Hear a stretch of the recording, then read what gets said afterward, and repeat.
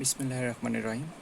আজকে আমরা নবম দশম শ্রেণীর সাধারণ গণিত বইয়ের 9.1 অনুশীলনীর 12 নম্বর প্রশ্নের সমাধান করব। 12 নম্বর প্রশ্নে বলেছে cosec A divide by cosec A minus one plus cosec A divide by cosec A plus one equal to sec স্কোয়ারে। অর্থাৎ আমাদের এটা প্রমাণ করতে বলছে এটা হচ্ছে বাম পাশ, এটা হচ্ছে ডান পাশ। বাম পাশের মান সমান ডান পাশের মানটি বের করতে হবে। তো আমাদের এখানে প্রশ্নে আছে যেহেতু সেক স্কোয়ার এ বের করতে হবে, আমাদের দেখতে হবে, আমরা তো জানি যে সেক অনুপাত, স্কোয়ার বা কোনো সংখ্যা থাকলে এটাকে আমরা কাউন্ট করি না, কিন্তু আমরা চিন্তা করতে হবে আমাদের যে অনুপাতটা কী চেয়েছে। যেহেতু সেক চেয়েছে, সেক তো আসে কোথা থেকে? কস থেকে পাওয়া যায়, কিন্তু কোসেক বা অন্য কোথাও থেকে কিন্তু কস কিন্তু পাওয়া যায় না। এই জন্য মানে আমরা করতে পারি কি, যেহেতু মানে এখান থেকে ডাইরেক্ট আসছে, তার মানে অনুপাতগুলোকে আমাদের ভাঙানোর কোনো প্রয়োজন পড়ছে না। কিন্তু যেহেতু আমরা বাম পাশ থেকে কাজ করবো, আমি বাম পাশটা একটু আগে উঠাই নিই।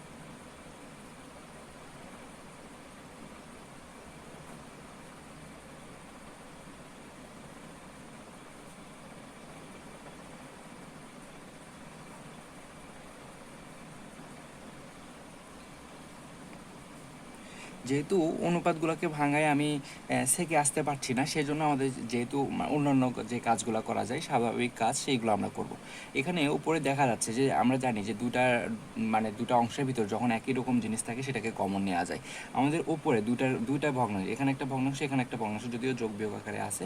তো আমাদের যেহেতু একই পরিমাণ একটা অনুপাত উপরে দেওয়া আছে, মানে লবে দেওয়া আছে, সেক্ষেত্রে কিন্তু আমরা সেই জিনিসটাকে কিন্তু কমন নিতে পারি। দুটো অংশের ভিতর থাকলে সেটাকে আমরা কমন নিতে পারি।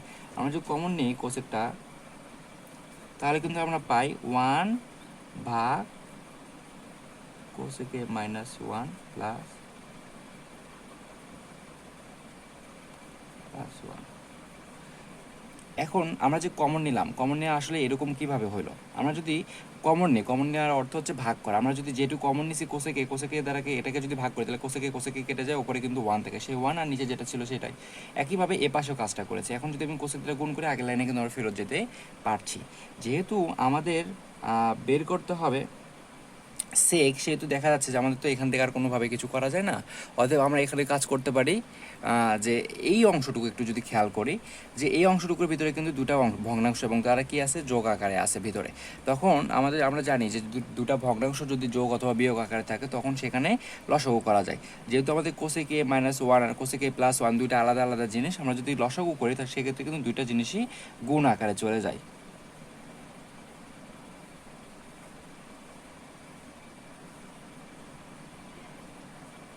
এখন যদি আমরা লসাগুর মানটা একটু যদি মানে লসাগুটা পুরোটা করা হয়ে গেল, এখন যদি প্রথম অংশে কাজ করতে যাই, প্রথম অংশে কাজ করতে গেলে আমাদের হর দ্বারা লসাগুকে ভাগ করতে হয়। যেহেতু কোসেকে মাইনাস ওয়ান আছে, এখানে cosec minus one into cosec plus one আছে, সেক্ষেত্রে লসাগুকে যদি ভাগ করি তাহলে মাইনাস একই জিনিস চেয়ারের যেটা, ওটা কাটা যায়, বাকি থাকে কোসেকে প্লাস ওয়ান।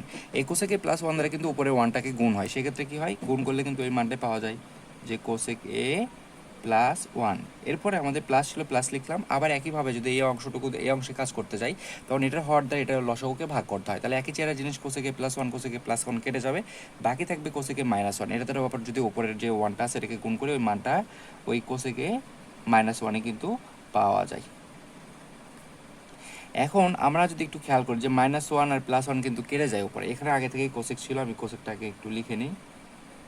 তাহলে এখানে একটা কোসেক, এখানে একটা কোসেক, এটা কি আকার আছে, যোগ আকার আছে। সেক্ষেত্রে কিন্তু আমরা বলতেই পারি যে কোসেকে প্লাস কোসেকে মানে টু কোসেকে, আমরা কিন্তু টু কোসেকে কিন্তু আমরা লিখতে পারি।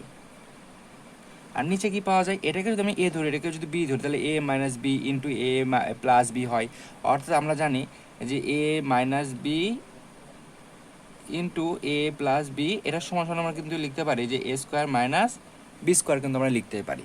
তাহলে এটার পরিবর্তে আমরা সেই কাজটাই করব। তাহলে আমরা কি লিখব, যে কোসেক স্কোয়ার এ মাইনাস কিন্তু আমরা ওয়ান লিখতে পারি।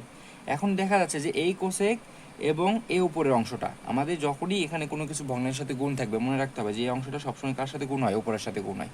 তাহলে যেহেতু দুই একটা সংখ্যা, আমি দুই সামনে নিয়ে আসলাম, কোনো অসুবিধা নেই।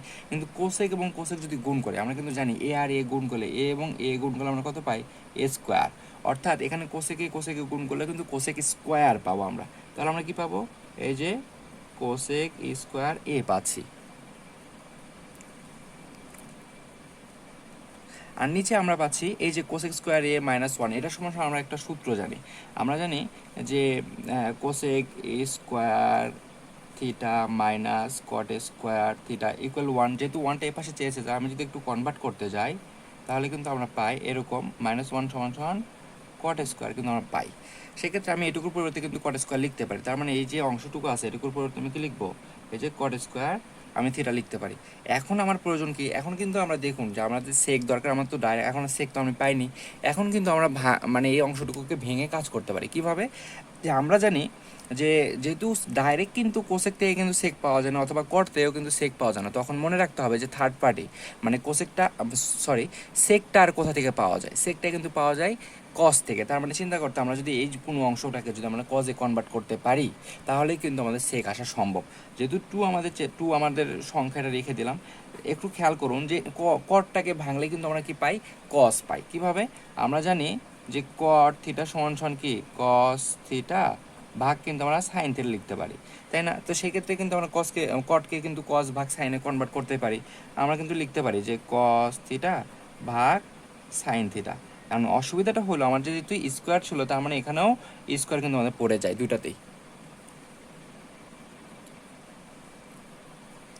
এখন সেজন্য আমাদের কোস স্কোয়ার এর উপরে স্কোয়ার যাবে, সাইনের উপরে স্কোয়ার চলে যায়।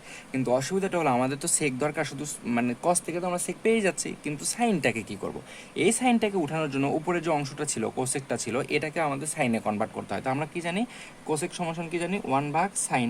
তাহলে এটাকে আমরা লিখতে পারি যে 1/sin স্কোয়ার এ কিন্তু আমরা লিখতে পারি।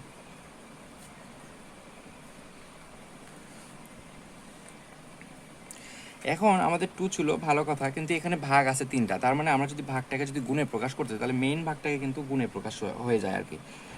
কীরকম করে, যে উপরে তো একটা আমাদের ভগ্নাংশ ছিল, লিখলাম আমরা এই যে মেইন ভাগ, এই মেইন ভাগটাকে গুণে প্রকাশ করলে নিচের মানটা উল্টায় যায়।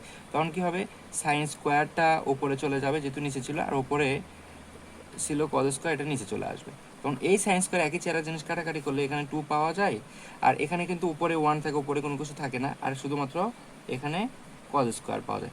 এখন আমাদের প্রয়োজন কিন্তু দেখুন, এখন আমাদের প্রয়োজন কিন্তু কি, যে আমাদের 2টা দরকার ছিল, 2 রাখলাম, কিন্তু এই 1/cos স্কোয়ারটাকে চিন্তা করতে হবে সেক আনা যায় কিনা। তো আমরা তো জানি যে সেকের বিপরীত কি, কজ হয়। তাহলে 1/cos আকারে লেখাই আছে, তাহলে এটার পরিবর্তে আমরা কি লিখতে পারি, সেক স্কোয়ার লিখতে পারি, যেটা আমাদের ডান পাশে চেয়েছিল। আমরা এটাকে সমান কি লিখতে পারি, ডান পাশ, প্রমাণিত।